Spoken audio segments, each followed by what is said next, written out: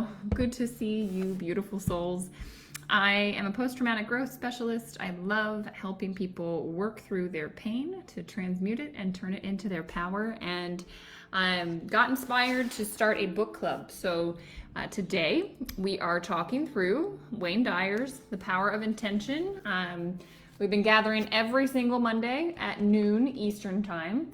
It was like 4 o'clock last week when I was in Iceland, but I got back this morning. It's been like a lot of travel. I think I've slept like 2 hours in the last 30, but I'm just trying to I got home to my house at 5:30 a.m. Talk about putting this to practice. I'm just going to share this story while I wait for everybody to get on. I landed, well, our flight was, I flew into JFK from Iceland. Flight was delayed from JFK down to Orlando. And so I just was like, all right, whatever, I'll sit and just wait. So as it's getting more and more delayed, I'm doing the math. I live an hour and a half from the airport, so it's a long drive in the middle of the night. And it's getting later and later and later. Anyway, I end up landing, it's like 2:30 in the morning Eastern time. And for Iceland, that was what? Like 6:30? Yeah. And the bags started to come out, and all the bags came except me and this other guy and this mom and daughter. The mom and daughter find out their bags were put on another flight. Me and the guy are standing around like, what's going on? So I go and talk to them, and turns out there's a bag that has blocked the ability for the, where they, I guess underneath before it comes out on the carousel, you put the bags on and they come up and then they drop in. Well, the bag coming up blocked it. Literally the gate shut on it, something, they couldn't get it unstuck. And so I said to them, well, can you just ask what that bag looks like? And if they can see the little sticker on it, it was my bag. So my bag somehow jammed this thing coming out, and the next flight that was supposed to use that carousel couldn't. Their luggage got delayed like an hour. It took an hour and a half for them to unjam my bag, which is wild. Yeah. So the whole time I'm sitting there going, oh, this is a beautiful time to just be with what is, because I'm just watching. It's getting later and later and later, right? It's at this point I've been up for 24 hours straight. And I'm like, okay, well, by the time I got my bag, got to my car, it was 8 a.m. Icelandic time for my body. And so I got home and it was like 10:30 a.m. and I was like, I'm just going to stay up. So here we are. Hey, Juliet, good to see you. Thank you for welcoming me home, Peg. Good to see you on here. Carol, be with what is, exactly. Yeah, I learned yoga therapy. Guys, what I learned this last week, I don't have words for it yet. Basically experienced this. I don't have words, so we'll stick to the book for now, and the words will come later. Good morning. So I would love to hear any reflections, experiences. I know we learned about the 7 phases of intention last week. And so I am curious, how have you guys been able to, play with that? Have you had any experiences with it? For me, after last week, I'll just put this in here while you guys are typing, the kindness. He talks about being kind to all animals. Well, the place where I was staying, beautiful, out in the country, a little cabin, it had flies. And these flies, there was nothing open. I don't know how these flies were getting into the house. And my friends who I was, it was their place. They're like, yeah, Danielle, those flies just spontaneously are in the house. And anyway, they just, they hit the wall and then they die. So when I said be kind to all animals, I was like, I gotta save these flies. So I was every day, trying to, get these flies and get them out. And it was a ridiculous situation. But I was laughing and I was like, there you go. That was all this. getting more in alignment with the power of intention there. So, all right, let's just dive in. I absolutely loved the quote that he kicked this chapter off with. So I'm on page 35, chapter 3, connecting to intention. He says, the law of flotation was not discovered by contemplating the sinking of things, but by contemplating the floating of things, which floated naturally, and then intelligently asking, well, why are they doing so? And I love, hey, Alyssa, yes, I made it home. It was a whirlwind. Holy cow. So this quote, I don't know who that guy is. I've never heard of Thomas Troward. I probably should. That last name sounds familiar, but I don't know him too well. We started the book reading chapter 15 about these connectors. And so really the question is, like, how are these connectors connecting? How are these powerful manifestors manifesting? How are these people that are in alignment and happy all the time in alignment and happy all the time? You have problems with bugs too. I know. I have a really bad problem with cockroaches. Like, it's going to be interesting for me to show kindness to cockroaches because I scream when I see them. I don't know why. And I do know why. I moved to Florida and one flew at me. In Florida, like, these things have wings and it was horrifying. So anyway, I wanted to just share with you because I think this is such a powerful point. He says, look, the Wright brothers didn't contemplate the stain on the ground of things. Alexander Graham Bell didn't contemplate the non-communication of things. Thomas Edison didn't contemplate the darkness of things. In order to float an idea into your reality, you must be willing to do a somersault into the inconceivable and land on your feet, contemplating what you want instead of what you don't have. Toward is one of the pioneers of our faith path. Okay, I thought so, Peg. That's where I've heard his name. Okay. I was like, this name, it's ringing a bell, but it's not ringing a bell. Thank you. Well, he knows what's what. That is for sure. Did that sink in for you guys? Because I thought, how often are we complaining about why something isn't working or why I don't have this or don't have that? And like our energy is staying in that space versus saying, well, how would it be possible? And then letting the mind, like where you put your attention, energy flows, and then letting the mind kind of flow in that direction of like, well, how would I be able to fly? If you could fly, how would you be able to fly? What would you need? Think about how the Wright brothers did that.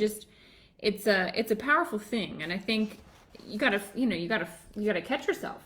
And I think it's interesting, he shares how intention is just waiting for us to catch it and to grab it. Like it's just sitting out there. And did you all appreciate it? I didn't catch this until the second time through the chapter. I'm having to read these chapters twice. I don't know about you, but it's a lot. So I'll have to like sink in.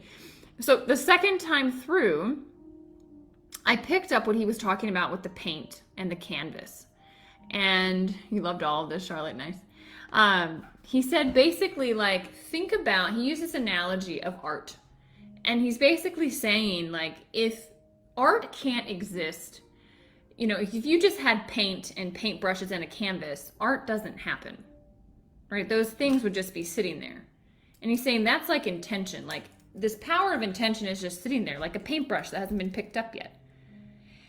And we are the ones that pick up the paintbrush. We are the ones that say we want to interact with this power of intention. We are the ones that go in and through our thoughts, through our feelings, through our creativity, we are able to then use the power of intention to bring that into being. Just like the artist can paint whatever they want to paint on the canvas. No one's stopping them, right? The paint doesn't say that's good or that's bad or this looks nice or that's ugly or you should do it this way. Like the paint just paints. And intention it follows your lead. Juliet says, I'm treating it like a game. When the lower vibes try to set in, I am stopping myself in my steps, literally, and dropping into my imagination. It's perfect. This example of the artist, like, I don't know, something clicked for me in that and going, oh yeah, like the paint's just going to be there. The canvas is there, but nothing will happen until we're inserted, until our thoughts are inserted, until what we desire. And then we pick up these tools, the tool of intention that's just waiting there for us. So we're developing our intention nets. Yes, Peg. I love it. Absolutely love it. So, it was interesting. This play between like ego and intention, the training that I just went to, we talked a lot. It's yogic philosophy, which I love. And I don't know how I'm going to start incorporating all this, but I will. But it was talking about how like the yogis describe our wisdom body. It has an intellect and it has an intuition.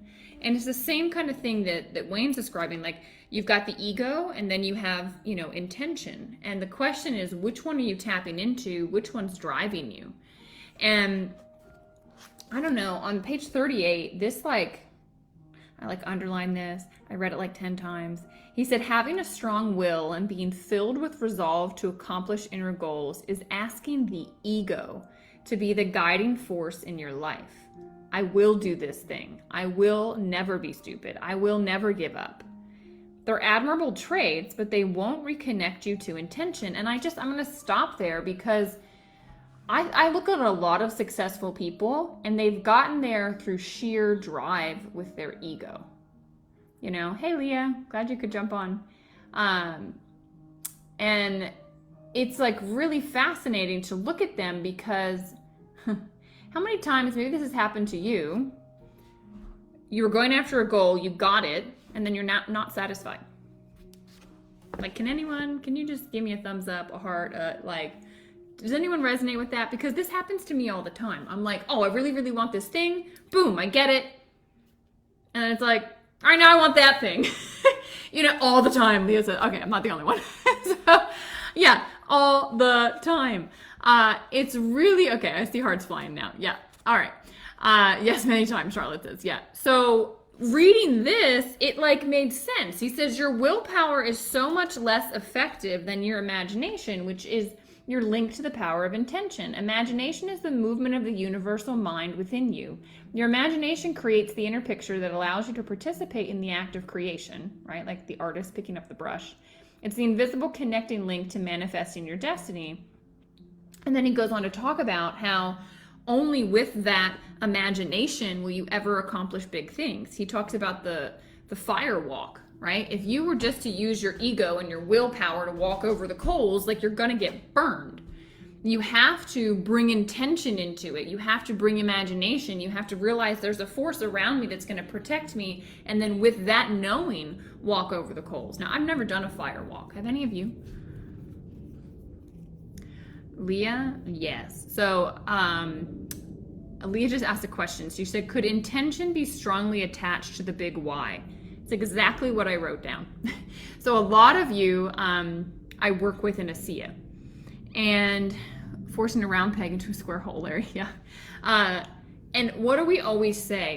In ASEA, in network marketing, in any entrepreneurial venture, right, wherever you are with that, we always say you need to know your why.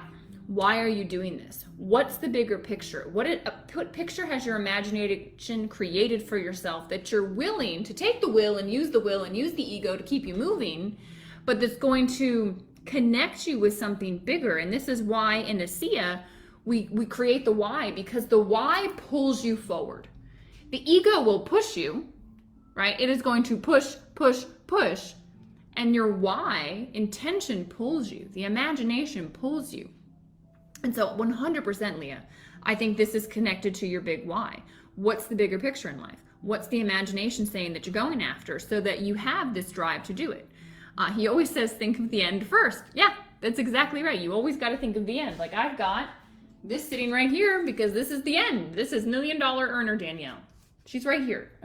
And on the back of it was Diamond Danielle. That happened. So you got to have these things around you and be in that space. The why pulls you forward. Yeah, Carol, exactly. We need to trust and create and not focus on a perfect picture. Yeah, you got to trust the process and have fun as it unfolds, because it's going to look totally different, than what you really think. I'm seeing lots of no's, no firewalks. No one's done a firewalk. Yeah, well, maybe we all go to a Tony Robbins thing and we do a firewalk. I think that would be wild. I don't know if he still does that. I don't know. I don't know much about him, except that everyone thoroughly enjoys the seminars. So interesting thing that I wanted to point out was this reframe. Wayne Dyer did, I don't know, hundreds, probably thousands of talks, and he's written, dozens of books, a lot of them bestsellers. And he said the number one question he gets in human development is, how do I go about getting what I want? Nice. And Peg says, vision boards. They're visualizing our imagination and stimulating our creativity. Yep. He still does firewalks, Peg says. Nice. Okay. And someone else just said, yeah, I was just thinking a week ago I need to attend one. Well, there you go. There's your sign. So when he says, how do I go about getting what I want? I think back at the beginning of the chapter, it talked about how the Wright brothers didn't spend their time contemplating how to stand on the ground. They were contemplating how to fly. You don't contemplate, sinking if you want to learn how to float. So you don't contemplate, how do I get what I want, or you're always going to be wanting. Like, do you see the nuance here? Like, this is like, whoa, it hit me right here. He said, you need to reframe it to, how do I go about getting what I intend to create? Like, do you see that slight difference? Because that's everything. Wanting, you're going to continuously be in a state of wanting. I think, Carol, you and I were talking about this the other day. I was giving her some kind of private coaching. And I said, stop with the word want, or you're always going to be wanting. Any of you stuck there? I see lots of hearts coming. Yeah. If you're in that space, you're going to be stuck there. You want to think about, how am I going to, as he says, how do I go about getting what I intend to create? And Leah says it's insanity. Yeah, we're all in the same loop. Yeah, the minute you think sink, boom, you're gone. Yeah. The seed has been sown. Yeah, it is insanity. Yeah. Having fun is the new normal. Yeah, peg says down you go if you think about it.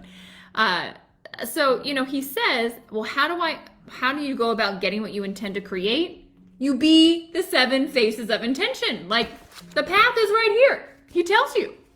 So how do you do this? You get into the flow state. How? By being kind, by being creative, by being loving, by seeing beauty, by being expansive, by being abundant, right? By being able to receive everything as it is. Like I was talking about, for those of you that jumped on late, I had a wild time at the airport last night. My bag jammed everything. So they couldn't get my bag out for an hour and a half. And I was just like, well, this is just what it is. I'll just be awake for 24 hours. Whenever the bag comes, it'll come. I literally sat down and I started doing some like yoga poses and was like stretching in the airport. Like, what else are you going to do?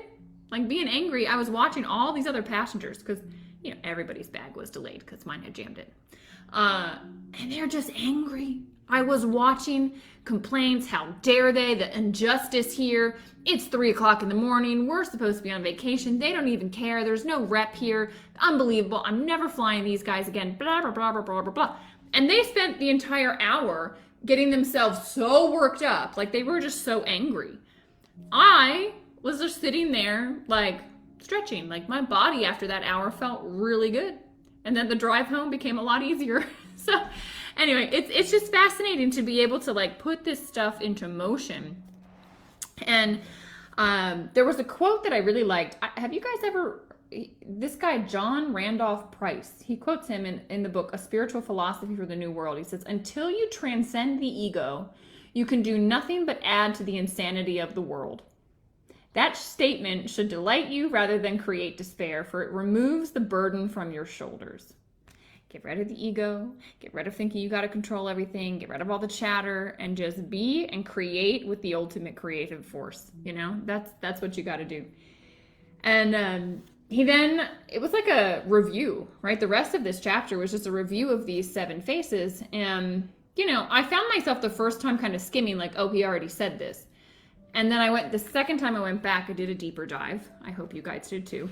And I really sat with what he was saying. Like, okay, Danielle, how can you integrate this into what you do? Like, how can you be more creative? And he talks about meditation and how meditation is the most surefire, powerful way to get you connected to intention, to source, to the divinity, to what he's talking about here, right? And how many of you have a meditation practice?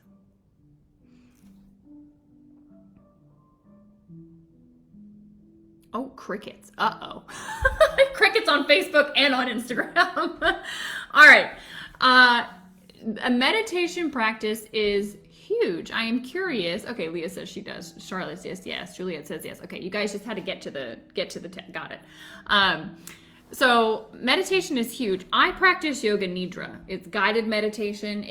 If you need one, I see someone saying I need one. I have a free guided meditation. If you go to my Instagram profile and click the link, it says, it's the third link. I don't remember what it says, but it's the third link. It takes you to my website. You can listen to one.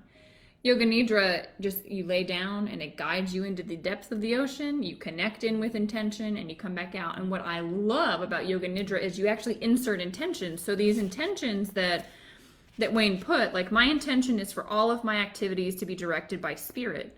What a beautiful intention.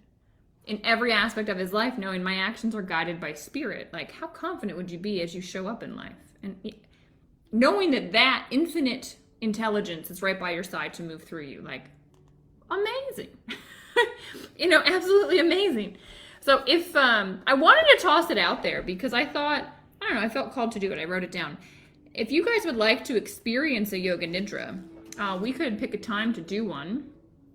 I don't know that it would make sense to do it at this time next week, or if we do chapter 4, but it's a very powerful practice. And so if there's interest in doing a group Yoga Nidra, we can maybe discuss that. Maybe we discuss it on our Telegram chat. I'll put that out there. I think I could do a poll. So I'll put a poll out there to see if there is interest. Because if you haven't dabbled with meditation, Juliet says yes. If you haven't dabbled with meditation, it can feel a little overwhelming. I hated meditation for a long time because my mind was always so chatty, and I was uncomfortable. Yoga Nidra, you lay down. And so it's like you're supposed to be supremely comfortable. All right, now that tangent's gone, I'll move that discussion to Telegram. The next one was about kindness. Now, I shared a little bit, he talks about kindness towards yourself and then kindness towards others. And then he talked about kindness towards, all living things. That story of the gentleman who has the son that was, a little disabled. Oh, nice. Peg is sharing that Insight Timer Wayne Dyer has some of his meditations on that app. There you go.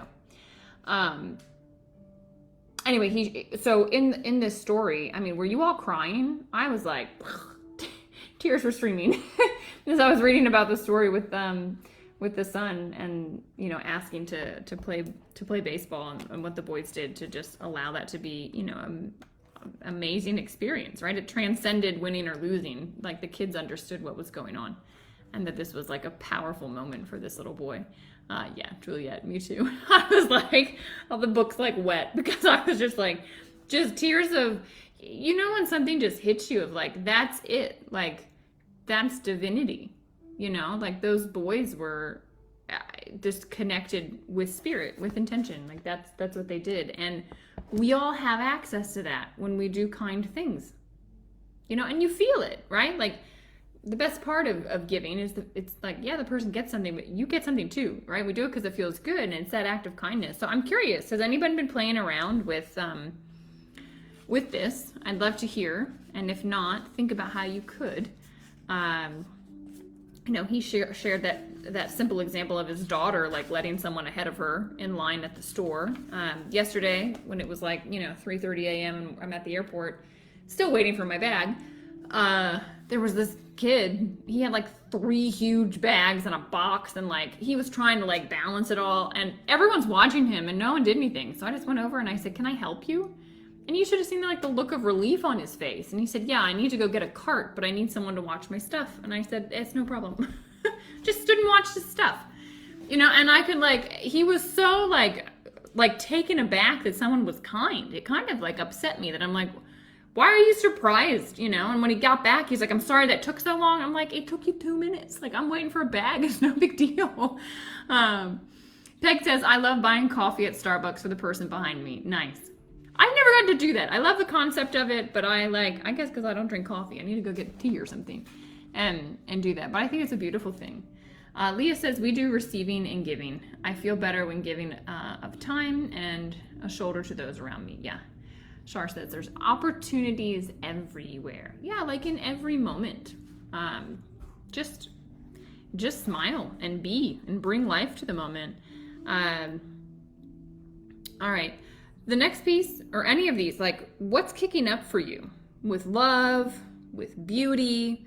I would love to hear if anything inspired you to move in a certain way, or if you acted on this and then, connected with it, right? Being in a state of love is absolutely necessary for you to reconnect to intention. And what hit me with the love piece was he says, pour your love into your immediate environment. So who's ever in front of you, right? This book I have here, I don't know if you can see it on Instagram. Over on Facebook, you can. The 3 questions, that's what it's about. It's about being present, giving to the person in front of you, doing what's best for them. And that's the space to be in. And I just loved how he said, look, hold this practice on an hourly basis. Hourly basis. Being in that space. Not one time a day. Oh, I did something nice. Oh, my heart's open. But if you can have your heart open like that, I'm reading so many books. I read this book while I was gone, Wayne Dyer's 10 Secrets for Success and Inner Peace. I'm in the middle of the Surrender Experiment. Like, I'm just taking it all in. And they're all saying the same thing, which is amazing. But, you know, in the Surrender Experiment, they talk about opening your heart. And when your heart's open, everything happens. In my yoga therapy training last week, it was all about how do you get the heart chakra? How do you get that open? Because that's what it's all about. So we're all saying the same thing. Juliet says, I opened the door for a few people this week. One of a group of young girls. They were so surprised that I could feel their gratitude. It was so simple. Yeah, like it's like you watch the light turn on in them. Like, to me, you see spirit, or what he calls intention, the divine. Like, I was in Iceland, headed to the airport. I needed gas. Iceland is very weird. You need like a PIN number on your credit card to get gas at the pump. We don't have PIN numbers on our credit cards. At least I don't. It's not a thing. So, you know, I had to go inside and there's a long line and, you know, how many of us have been, you know, cashiers at the gas station, like they don't even look at your face, right? They're just, well, they're in the grind. And I come up to him and, you know, he seems to be in that state. And I say, you know, I don't have my PIN number for my credit card. And he said, oh, did you leave it at home? Like in such a, it took me a second to go, oh my God, this guy's like joking with me, you know? and because right, PIN numbers, they're not a physical things. And I just started laughing and he says, I turned on the pump, you can go fill it up. So I'm filling it up and I'm just like smiling because I saw the light in his eyes. And then I came back in and I could tell, like, you know, he kind of gone back in the flow with customers, whatever. And I said to him, how'd you know I wasn't going to drive away? And like I saw his whole being just like relax and he started laughing and you know we're just going back and forth bantering and anyway he ends up offering me a cup of coffee for free and like I don't drink coffee but it was just like this beautiful moment like because my heart was open and so was his and there was just this cool interaction. So I love stuff's coming in the chat now. Leah says, I'm enjoying the peace I am encountering around me with purposeful intentions. Nice. Receptivity was big for Char. Yeah, Charlotte, good job. Kindness was the face I need to practice more. Interesting. The baseball story he wrote just gave me happy tears. Yeah, me too. I feel inspired by that. Why don't we pick something, one of the 7 that you want to intentionally practice this week? You know, is it the law of growth? How to be ever expansive and continue to expand? Is it abundance? You know, being able to kind of see like how Wayne talked about when he was a child that like it snowed and he just saw money, right? Because he could go shovel people's driveways and he was figuring out always ways to make money. Like the abundance was just there. Hey there, if you're just joining, glad you're here. I want you to think, which one of these 7 do you want to get intentional with? Put it in the chat. Just pick one. Carol's saying she had a beautiful experience with a friend doing a foot zoning and a yoga and yoga nidra. Nice. All right, Leah's gonna work on abundance. Carol's gonna work on abundance. Beautiful.